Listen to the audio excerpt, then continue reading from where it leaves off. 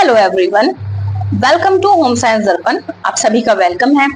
हम NCERT cover कर रहे हैं क्लास 11 की, जिसमें आज हमारा चैप्टर है 7 और ये यूनिट 2 है। यूनिट में डिवाइड है चैप्टर, तो यूनिट 2 का आज 7 हम चैप्टर डिस्कस करेंगे। बहुत इंपॉर्टेंट है, यहाँ से क्वेश्चन बने हैं। तो इस चैप्टर में जो इम्पोर्टेंट है कि वो है स्वास्थ्य के बारे में बताया गया है, जहां आप देख सकते हैं, ठीक है। उसके बाद में स्वास्थ्य के आयाम, स्वास्थ्य की देखभाल, संकेतक, ये सभी यहाँ पर बताया गया। अति पोषण, अल्प पोषण, ठीक है। उपयुक्त स्वास्थ्यप्रद भोजन के कौन से अच्छे हमारे फूड हैं जो हमारे हेल्थ के लिए बहुत ज्यादा इंपॉर्टेंट है। ये बहुत ज्यादा इंपॉर्टेंट है चैप्टर। पोषक तत्व बताए गए हैं, माइक्रोन्यूट्रेंट, मैक्रोन्यूट्रेंट्स, ठीक है। तो चलिए स्टार्ट करते हैं आज का चैप्टर। और जो लोग नए जुड़े हैं, मैं उनको बता दूं कि मेरे चैनल पर क्लास 6 से आपको सभी क्लासेस मिलेंगी होम साइंस की। तो आपका वहां से बिल्कुल बेस एकदम बनता चला जाएगा। आप अपनी नोटबुक में नोट बना लीजिए और उसकी आप सभी वीडियो को देख करके आपको हेल्प मिलेगी। तो चलिए स्टार्ट करते हैं। और मैंने ना टेलीग्राम का लिंक दे दिया है, आप उसको जरूर ज्वाइन कर लीजिए, क्योंकि लास्ट में ना मैं इस सभी चैप्टर की समरी ऐड कर रही हूँ जो आपको बहुत हेल्प करेगी। प्लस वहां आपको एमसीक्यू मिलेंगे प्रैक्टिस के लिए, और ये एमसीक्यू थोड़े मॉडरेट हैं जो आपको बहुत ज्यादा हेल्प करेंगे, ठीक है। तो स्टार्ट करते हैं। विविध संदर्भों में सरोकार और आवश्यकताएं, पोषण, स्वास्थ्य और स्वास्थ्य विज्ञान, यानी कि ये हमारा हेल्थ साइंस से रिलेटेड है, ठीक है। अगर थोड़ा सा परिचय देख लेते हैं हम, क्या है कि हर व्यक्ति स्वस्थ बने रहने के का अनुभव, अच्छी जिंदगी जीना चाहता है। 1948 में मानव अधिकारों और विश्वव्यापी घोषणा में कहा गया कि हर व्यक्ति को, जो व्यक्ति है उसको अपने परिवार के लिए आहार की पर्याप्तता के साथ साथ उनके स्वास्थ्य, कल्याण और अच्छे जीवन स्तर पाने का सभी को राइट है। अनेक पर्यावरण परिस्थिति और हमारी अपनी जीवन शैली हमारे स्वास्थ्य के प्रति प्रभावित करती है, कई बार हानिकारक प्रभाव डालती है। हम पहले स्वास्थ्य को परिभाषित करेंगे, ठीक है। तो WHO ने यहाँ पर बताया है, WHO के बारे में बताया गया है कि वह स्थिति जिसमें मानसिक, शारीरिक और सामाजिक रूप से पूर्णतः स्वस्थ रहता है। ये नहीं है कि भाई हेल्थ का मीनिंग कि सिर्फ और सिर्फ हम फिजिकली अच्छे रहें, नहीं, हमारा मेंटल पीस बहुत इंपॉर्टेंट है। जब हम मेंटली अच्छे होंगे तो हम शरीर को भी अपने बैलेंस कर पाएंगे। शरीर अच्छा होगा तो हम मानसिक, और जब शारीरिक रूप से अच्छे होंगे तो सोशल भी अच्छे हो पाएंगे। तो यहाँ पर तीनों ही एस्पेक्ट की बात की गई है, और ये PYQ है, कई बार आ भी चुकी है ये डेफिनेशन। शारीरिक स्वास्थ्य की क्षति शरीर किसी भी भाग या अंग के कार्य में परिवर्तन, विघटन और विक्षिप्तता जो सामान्य कार्य करने में बाधा डाले, पूर्ण रूप से स्वस्थ ना रहने दे, वही हमारा क्या है, फिजिकल बैरियर कहलाएगा। स्वास्थ्य एक मौलिक मानव अधिकार है। क्या ये हमारा एक मौलिक मानव अधिकार है? सभी लोग, चाहे वो उनकी आयु अलग हो, ठीक है, उनका जेंडर अलग हो, मेल है, फीमेल है, बच्चा है, बड़ा है, जाति अलग हो, धर्म अलग हो, निवास अलग हो, शहरी है, वो ग्रामीण है, आदिवासी है, राष्ट्रीयता कभी कोई भी हो, जीवन भर पूर्णतः स्वस्थ रहने का अवसर मिलना चाहिए, ठीक है। इसके बाद हमारे पास आ जाता है स्वास्थ्य के आयाम। स्वास्थ्य के लिए आयाम बताए गए हैं। तो सबसे पहले क्या आयाम बताया गया है कि सामाजिक स्वास्थ्य। इसका आशय व्यक्ति के समाज की स्वस्थता से है। जब हम किसी समाज से जुड़ते हैं तो इसका आशय उस समाज से होता है जिसमें सभी नागरिक अच्छे स्वास्थ्य के लिए अनिवार्य वस्तुओं और सेवाओं का उपलब्ध करने के समान अवसर पहुंच पाते हैं। जब हम व्यक्तियों का उल्लेख करते हैं तब हमारा आशय हर व्यक्ति की क्या है, कुशलता से है। किसे है? कुशलता से है। वह व्यक्ति दूसरे और सामाजिक संस्थाओं के साथ कितनी अच्छी तरह से इंटरेक्ट करते हैं, उनके साथ व्यवहार करते हैं, ये देखा जाएगा कि वो किस तरह से उसमें एडजस्ट करता है, ठीक। उसके बाद में इसमें सामाजिक कौशल, समाज के सदस्य के रूप में काम करने की उसकी जो एबिलिटी है वो भी शामिल है। जब हम समाज समस्याओं और तनाव का सामना करना पड़ता है तो सामाजिक सहयोग और उन समस्याओं से निपटने और उन्हें हल करने में मदद करता है। सामाजिक सहयोग देने वाले उपाय बच्चे और वयस्कों सकारात्मक समायोजन तालमेल में योगदान देता है। मतलब जब बच्चे को स्कूल से ही सिखाया जाएगा कि किस तरह से हमें सबको साथ मिलके इस प्रॉब्लम का सॉल्यूशन करना है, तो क्या है, तालमेल जो है, ये समायोजन जो है वो हमें आगे हेल्प करेगा। व्यक्ति विकास को प्रोत्साहित करता है। आजकल सामाजिक स्वास्थ्य पर बल देने का जो है वो महत्व भी बढ़ गया है, क्योंकि वैज्ञानिक अध्ययन दर्शाते हैं जो लोग सामाजिक रूप से अच्छे से तालमेल बैठाते हैं, जो अच्छे से तालमेल बनाते हैं, वो लंबे समय तक जीते हैं, बीमारी से भी जल्दी राहत पाते हैं। और जुड़ी कुछ सामाजिक निर्धारक हैं, जैसे रोजगार की स्थिति है, कार्यस्थलों पर सुरक्षा है, स्वास्थ्य सेवाओं तक पहुंच है, सांस्कृतिक धार्मिक जो आस्थाएं हैं, वर्जित कर्म है और मूल्य प्रणाली है। उसके बाद सामाजिक, आर्थिक और पर्यावरण संबंधी परिस्थितियां हैं, जो वहां की परिस्थितियां हैं। इसके बाद हमारा आ जाता है नेक्स्ट है मानसिक स्वास्थ्य। तो हमने सामाजिक स्वास्थ्य में क्या देखा कि जितना अच्छे से हम समाज में एडजस्ट कर पाएंगे, जितना अच्छे से तालमेल बिठा पाएंगे, जितना अच्छे से इंटरेक्ट कर पाएंगे, तो उसमें क्या बताया गया है कि वो लोग लंबे समय तक जीते हैं। ये चीज अभी देखी भी जा रही है, जो लोग एक रहते हैं उनके अंदर काफी सारी डिप्रेशन, एंजाइटी और भी ज्यादा प्रॉब्लम देखने को मिल रही हैं। इसलिए कहते हैं कि भाई कोई अच्छा फ्रेंड है, आप जिससे क्लोज हो, आप उससे शेयर करो, ठीक है।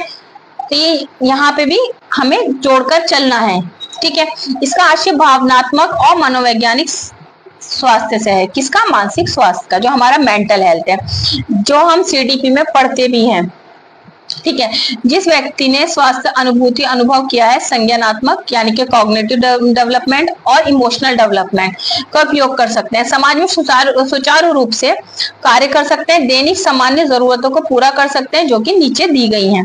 ये यहाँ पर मौजूद है कि स्वयं को समर्थ और सक्षम महसूस कराना, दैनिक जीवन में सामने वाले सामान्य स्तर तनाव को निमट सके, यानी कि हम उसको फेस कर सकें, हमारा जो संबंध है वो अच्छा हो, स्वतंत्र जीवन बीत सके, मानसिक और भावनात्मक परिस्थिति का सामना करना पड़े तो उसका मुकाबला कर सके, ठीक है। किन्हीं बातों से डरता ना हो, जीवन में आने वाली छोटी छोटी जो प्रॉब्लम्स है उनको अच्छे से हम फेस कर पाए।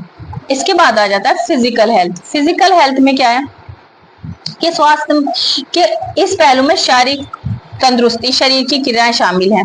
स्वस्थ व्यक्ति समानता गतिविधि कर सकता है, असाधारण रूप से थकान महसूस नहीं करता, संक्रमण रोग यानी कि एंटीबॉडीज उसके अंदर डेवलप रहती हैं। मीन्स कि यहाँ बताया गया है कि हमें अपने शरीर को स्वस्थ रखना है, हमें एक्सरसाइज करनी है, हमें योगा करना है, हमें अपने जो शरीर है उसको हेल्दी रखना है ताकि हम जल्दी ना थकें। मान लीजिए एग्जाम्पल फॉर थोड़ा सा हम इसको डिस्कस कर लेते हैं कि हम एक्सरसाइज नहीं करते हैं, ठीक है, हम अपना योगा नहीं करते, या हम कोई भी एक्टिविटी के लिए जैसे कि वॉक है या साइकिलिंग है या स्विमिंग है, जो भी कोई एक्टिविटी जिसे पसंद हो वो नहीं करता है, तो क्या है कि उसका फिर हमें दिखने लग जाता है कि हम जल्दी थक जाते हैं, सीढ़ियां नहीं चढ़ पाते हैं। मान लीजिए स्टेशन पर हैं हम या कहीं इस तरह की जगह पर है जहां हमें तेज चलना है तो सांस फूलने लगती है। तो ये सारी चीजें हैं। अच्छा, जब हम इस तरह की नहीं करेंगे तो क्या है कि संक्रमण और रोग भी जल्दी हमें लगेगा, ठीक है, हमारी एंटीबॉडीज भी डेवलप नहीं होंगी। तो इसलिए बहुत ज्यादा इंपॉर्टेंट हो जाता है हमारी फिजिकल एक्टिविटी। अब नेक्स्ट है हमारे पास स्वास्थ्य देखभाल। हर व्यक्ति अपने स्वास्थ्य के उत्तरदायी होता है, बिल्कुल ठीक है, परंतु ये एक प्रमुख सार्वजनिक सरोकार भी है। इसलिए सरकार ये महत्वपूर्ण जिम्मेदारी निभाती है कि वे देश के नागरिक के विभिन्न स्तरों पर स्वास्थ्य सेवाएं उपलब्ध कराएं। इसीलिए अच्छे स्वास्थ्य और व्यक्ति परिवार गुणवत्ता जीवन के अच्छे जीवन स्तर की बुनियाद है। किसी समुदाय, राष्ट्र, सामाजिक, आर्थिक और मानव विकास को सुनिश्चित करने का मूल जो है वो आधार है। स्वास्थ्य की देखभाल सभी विभिन्न सेवाएं शामिल हैं, जैसे मॉनिटरिंग, पुनः स्थापित करने का उद्देश्य, स्वास्थ्य सेवाएं एजेंडों या व्यवसायिक द्वारा व्यक्ति और समुदाय के उपलब्ध कराई जाती है। इस प्रकार स्वास्थ्य की देखभाल, निर्वाह, चिकित्सीय देखभाल शामिल है।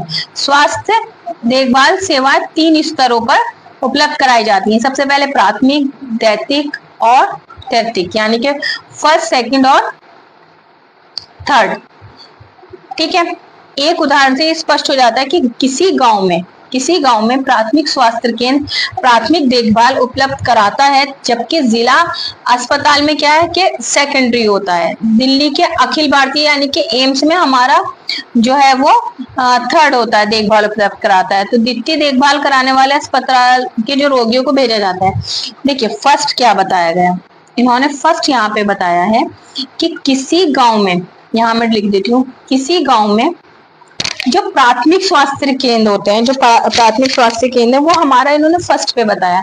इसके बाद हमारा ये तो गांव हो गया, इसके बाद ये जिला, मैं इसको दूसरे कलर से हाईलाइट कर देती हूँ। ये हमारा गांव हो गया, इसके बाद जिला हो गया, थर्ड हमारा एम्स हो गया। ठीक है, स्वास्थ्य के सूचक देख लेते हैं हम। स्वास्थ्य के सूचक भी बताए गए हैं।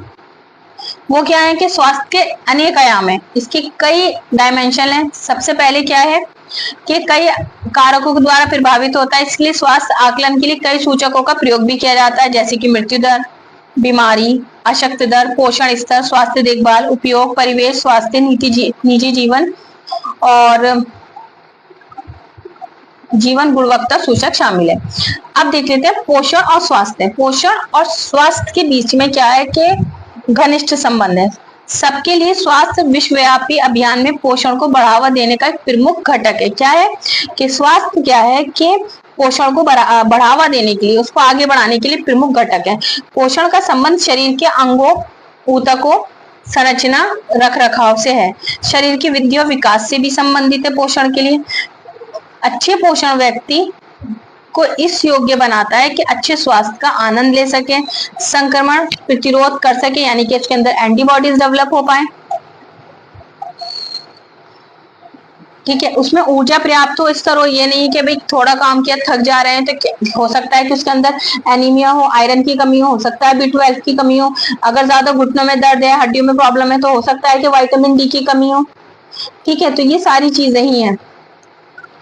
बच्चों में, किशोरों में पोषण व उनकी वृद्धि, मानसिक विकास और अपनी सामर्थ्य प्राप्त करने के लिए अत्यधिक महत्वपूर्ण है। वयस्कों के लिए सामाजिक तथा आर्थिक दृष्टि से सफल स्वास्थ्य जीवन जीने के लिए समुचित पोषण अनिवार्य है। किसी व्यक्ति में स्वास्थ्य की स्थिति उसके पोषण तत्वों की आवश्यकता, आहार ग्रहण निर्धारित करती है।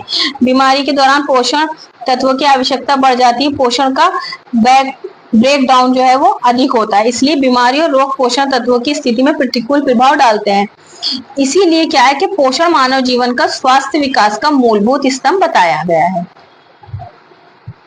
पोषक तत्व है कितने हैं? 50 से अधिक पोषक तत्व हैं। बिल्कुल क्वेश्चन फ्रेम हो सकता है कि कितने पोषक तत्व हैं, 40 हैं, 30 से अधिक हैं, तो कितने हैं?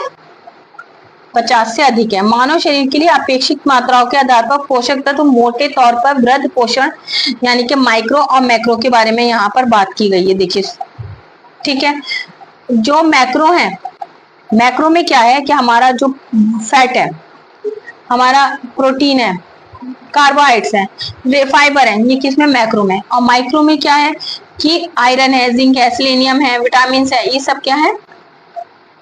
माइक्रो है। और सभी महत्वपूर्ण कार्य करते हैं। कुछ शरीर में होने वाली विभिन्न उपापचयी प्रतिक्रियाओं में सहकारक यानी कि कोएंजाइम की तरह कार्य करते हैं। पोषक तत्व जिन अभिव्यक्ति तथा प्रतिलेखन को प्रभावित करता है। अंग तंत्र पोषक तत्व पहचान यानी कि अब यहाँ पे हमें क्या क्या मिलेगा पोषक तत्वों के साथ?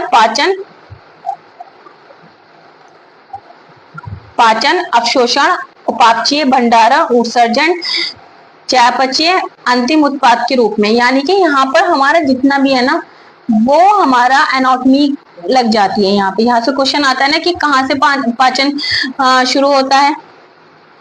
ठीक है, तो मुख से होता है। कार्बोहाइड्रेट का कहाँ से शुरू हो जाता है? तो मुंह से प्रारंभ हो जाता है। ठीक है, प्रोटीन का कहाँ होता है? लास्ट में क्या मिलता है? ठीक है, ये सब चीज वस्तुतः शरीर में सभी भागों के प्रत्येक कोशिका पोषक तत्व की जरूरत होती है। सामान्य स्वास्थ्य अवस्था में पोषक तत्व की आवश्यकता क्या है कि एज के हिसाब से भी अलग है, लिंग के हिसाब से भी अलग है, इसलिए आरडी बताया गया है कि कितना किसको क्या क्या देना है। ठीक है, तो यहाँ पर क्या है, लिंग के आधार पर शारीरिक क्रियात्मक अवस्था के अनुसार से यानी कि सेडेंट्री, मॉडरेट, हैवी, किसको कितनी कैलोरीज लेनी है, तो सबकी अलग अलग है कि जो सेडेंट्री है उसको हम इतनी कैलोरीज देंगे। उसके बाद में मॉडरेट है उसको थोड़ा और बढ़ा कर देना। और जो हैवी वर्कर है, जो लोग बहुत ज्यादा मतलब वर्क करते हैं, फिजिकल वर्क करते हैं, उनके में कितना कितना क्या देना है, ठीक है। अब इसके बाद आ जाता है शारीरिक क्रिया के स्तर पर ऊर्जा और ऊर्जा के उपापचय सम्मिलित पोषक तत्वों को निर्धारित करता है। उदाहरण के लिए थायमिन और राइबोफ्लेविन जैसे विटामिन। पोषक तत्वों में उपापचय और स्रोतों के कार्य के बारे में जानकारी होना महत्वपूर्ण है। ऐसे संतुलित आहार लेना चाहिए जो सभी पोषक तत्व अपेक्षित मात्रा में मौजूद है, जैसे कि थाली दिखाई गई है।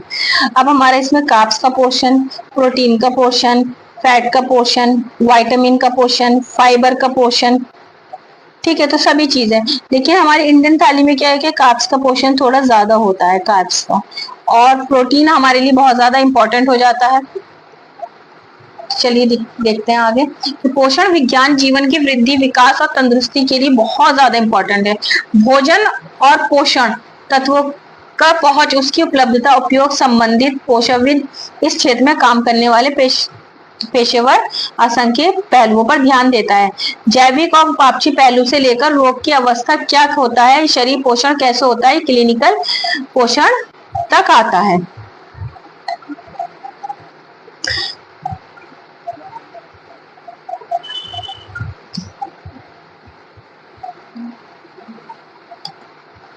थोड़ा सा, हाँ, तो अब नीचे आ जाते हैं हम। यहाँ से क्वेश्चन अभी भी टीजीटी में भी बने हैं, तो जिन लोगों ने क्वेश्चन पेपर नहीं देखा है वो जाकर के जरूर देख लें, ठीक है। अब आ जाते हैं हम थोड़ा पोषण एक विषय के रूप में लोगों को पोषण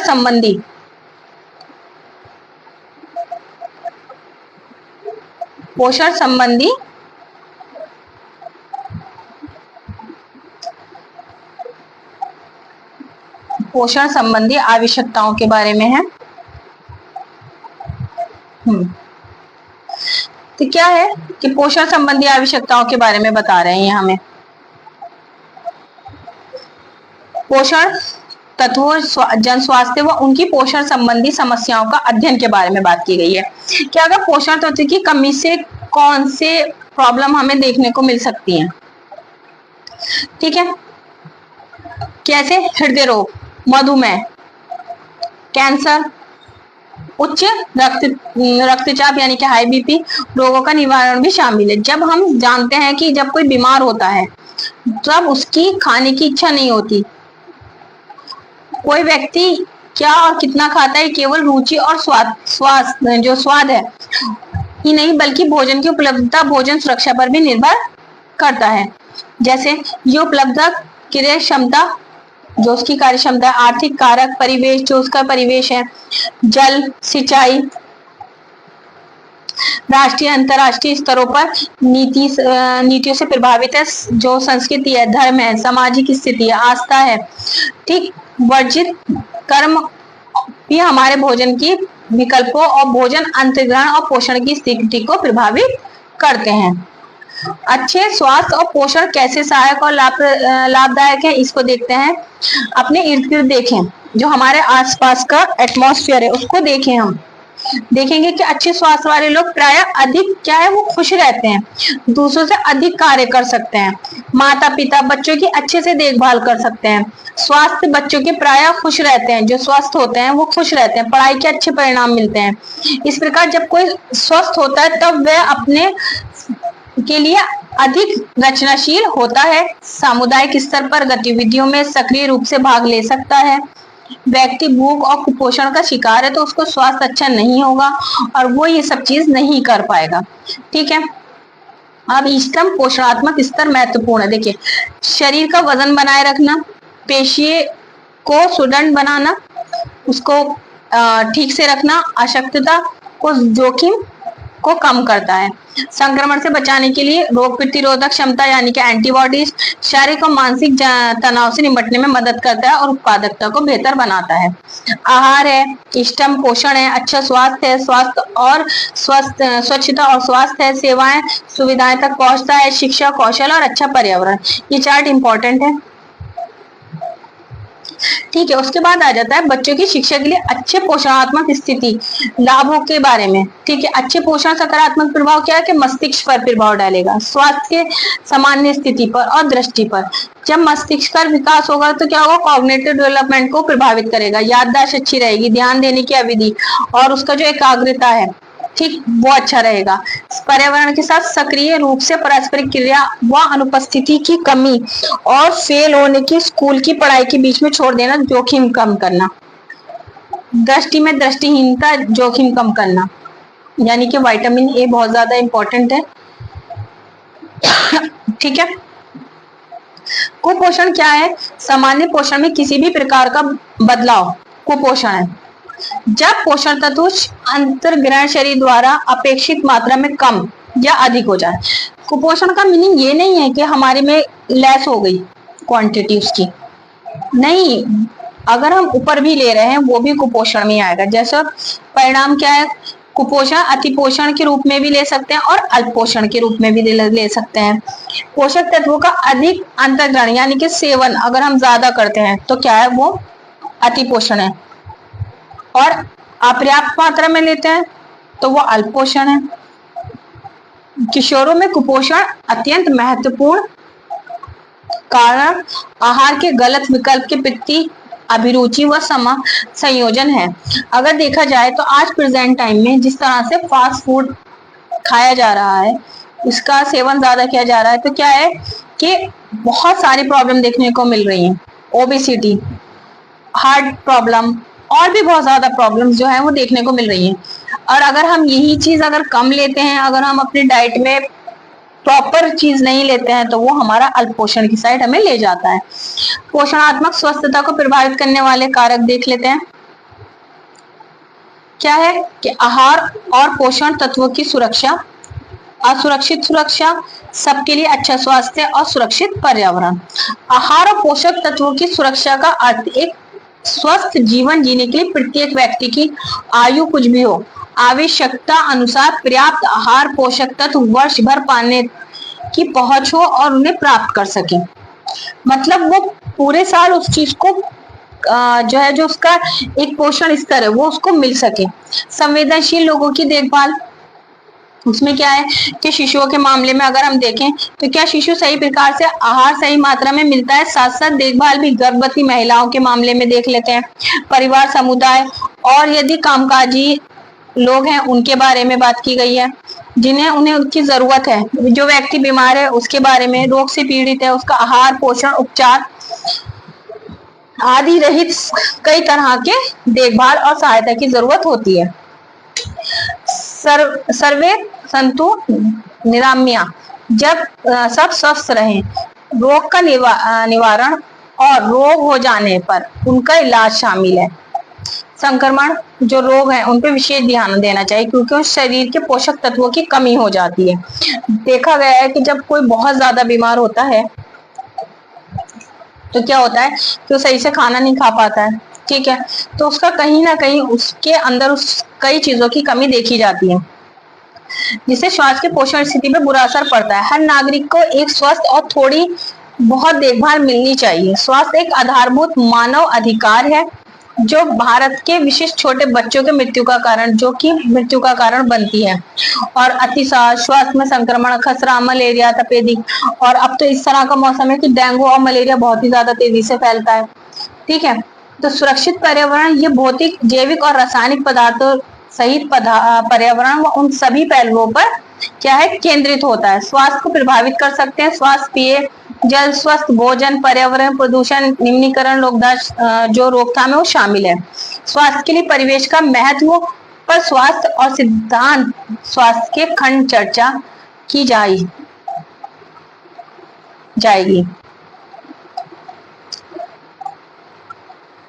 ठीक है, अगर हम देखें तो इस चैप्टर से लगभग 3 से 4 क्वेश्चन आते हैं, तो इसकी जरूर आप, जो मैं हाईलाइट कर रही हूँ, जिन पॉइंट को बता रही हूँ, उनको जरूर आप अपनी नोटबुक में नोट करते चलें। अब नेक्स्ट हमारे पास है कि पोषण संबंधी समस्याओं के बारे में है।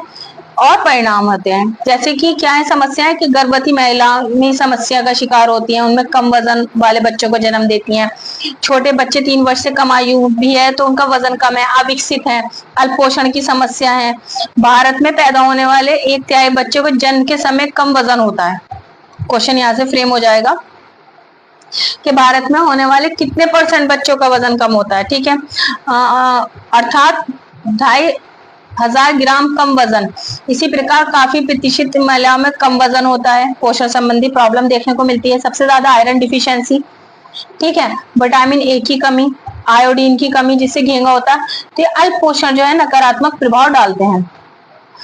अल्प पोषण न केवल शरीर का वजन कम होता है बल्कि बच्चों की मानसिक विकास, जो उनकी प्रतिरक्षा है, विनाशकारी प्रभाव डालता है। फलस्वरूप क्या होता है, बच्चे अशक्त हो जाते हैं। उदाहरण के लिए विटामिन ए की कमी के कारण क्या है, अंधापन हो जाएगा। जाहिर सी बात है, विटामिन ए है जो हमारी आईज के लिए बहुत ज्यादा इंपॉर्टेंट है। ठीक है, उसके बाद आयोडीन जिससे गले में जो हमारा फूल जाता है वो चीज है। ठीक है, और आयोडीन जो है बच्चे के पर भी काफी प्रभाव डालता है, छोटे बच्चे, गर्भवती महिलाओं के लिए, क्योंकि इसके फलस्वरूप क्या है कि वाइटर हो जाता है, आपका मृत प्रसव हो जाता है, गर्भपात हो जाता है, बच्चे गूंगा, बहरापन, मानसिक मंदता और क्रिएटिनता यानी कि बौनापन। ये कई बार क्वेश्चन पूछा भी गया है। लोह तत्व की कमी से क्या है कि प्रतिकूल प्रभाव पड़ता है। शिशुओं के, छोटे बच्चों में इनकी कमी मनोगत्यात्मक व संवेगात्मक विकास की क्षति पहुंचती है। इस प्रकार शैक्षिक क्षमता पर भी प्रतिकूल प्रभाव पड़ता है।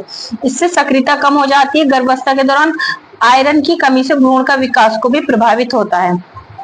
और अगर हमारे पास हमारे आयरन की कमी होगी तो इसके जो परिणाम है वो काफी प्रॉब्लमेटिक रहते हैं, जैसे मृत्यु वगैरह का डर भी रहता है। परंतु अति पोषण भी अच्छा नहीं होता है। यहाँ पे अब अति पोषण की बात की गई है, तो अगर वो भी हो रहा है तो वो भी अच्छा नहीं है। क्या है कि व्यक्ति का वजन बढ़ रहा है, मोटापा हो सकता है, मोटापे के कई रोगों का खतरा बढ़ जाता है, जैसे मधुमेह, डायबिटीज, हृदय रोग, हाई बीपी। भारत में हम पोषण के दोनों सिरों की समस्याओं का सामना करना पड़ता है। अब भारत में हमें दोनों तरह की प्रॉब्लम देखने को मिल रही है, अल्प पोषण भी और अति पोषण भी। ठीक है, अल्प पोषण पोषणात्मक कमियां, अति पोषण आहार से संबंधित दीर्घकालीन असंक्रमण रोग हैं। कुपोषण का दोहरा बोझ कहा जाएगा। ये लाइन बिल्कुल पूछी जा सकती है कि क्या है, कुपोषण का दोहरा बोझ कहा जाएगा। हमारे देश में किया गया चौथा राष्ट्रीय पारिवारिक स्वास्थ्य सर्वेक्षण दर्शाता है कि शहरी क्षेत्रों में 26.6% पुरुष और 31.3% महिलाओं का वजन अधिक है। अगर आप देखें तो महिलाओं का प्रतिशत ज्यादा है वुमेन्स का। ठीक है, ये रहा, उन्हें मोटापा कहते हैं। परंतु ग्रामीण में पुरुषों का 15% है और महिलाओं का 14% है, क्योंकि वहां पर जो आज भी ट्रेडिशन तरीके से ही सब चीज होती है, जबकि शहर में देखा जाए तो काफी सारा अलग लाइफ स्टाइल हो जाता है। ये प्रतिशत अपेक्षाकृत काफी कम है। अब पोषण अगर संक्रमण देखें तो पोषण की जरूरतों को पूरा करने के लिए पर्याप्त अगर भोजन देना ही काफी नहीं है। पर्यावरण का प्रभाव महत्वपूर्ण है। पोषणात्मक स्थिति, ठीक है, तत्व पर्याप्त आपूर्ति पर भी निर्भर नहीं करता, बल्कि काफी हद तक व्यक्ति के स्वास्थ्य की स्थिति पर निर्भर करता है। पोषण संक्रमण का घनिष्ठ पारस्परिक संबंध है। खराब पोषण की स्थिति में प्रतिरोध व्यक्ति प्रतिरक्षा कम करती है, इस प्रकार संक्रमण होने का खतरा बढ़ जाता है। दूसरी ओर संक्रमण के दौरान शरीर के पोषक तत्व के आरक्षित भंडार भी काफी क्षति होती है। वमन है, अतिसार है। जब पोषण तत्वों की जरूरतें वस्तुतः बढ़ जाती हैं, तो यदि भूख न लगना, खाने में दिल नहीं लेना, मिचली, वमन, ये पोषण का अंतर्ग्रहण आवश्यकता की तुलना में कम हो तो संक्रमण पोषण स्थिति प्रतिकूल प्रभाव डालेंगे। इस प्रकार दूसरे संक्रमण का भी खतरा बढ़ जाता है, विशेषतः बच्चों में, बुजुर्गों में अल्पोषित और संक्रमण रोग का खतरा पैदा हो जाता है। ठीक, तो देखिए ये चैप्टर हमारे लिए कितना ज्यादा इम्पोर्टेंट है, हम देख सकते हैं। तो अभी मैं इसको यहीं पर ही रोकती हूँ क्योंकि वीडियो फिर ज्यादा बड़ी हो जाती है। तो कल जो नेक्स्ट वीडियो है हमारी, हम उसमें कवर करेंगे स्वास्थ्य विज्ञान और स्वच्छता। ये चार्ट भी डिस्कस करेंगे। तो आपको कैसा लगा, कंटेंट जरूर बताइएगा। आपको हेल्प मिल रही है, अपने कमेंट बॉक्स में अपना सुझाव जरूर दीजिएगा और आप टेलीग्राम चैनल जरूर ज्वाइन कर लें। वहाँ आपको बहुत हेल्प मिलेगी। ये जितना भी चैप्टर है उसकी एक समरी बना करके मैंने वहां पर अपलोड कर दी है। तो please do like subscribe my channel और वीडियो को लाइक जरूर कर दीजिए, इससे मुझे पता चलता है कि आपको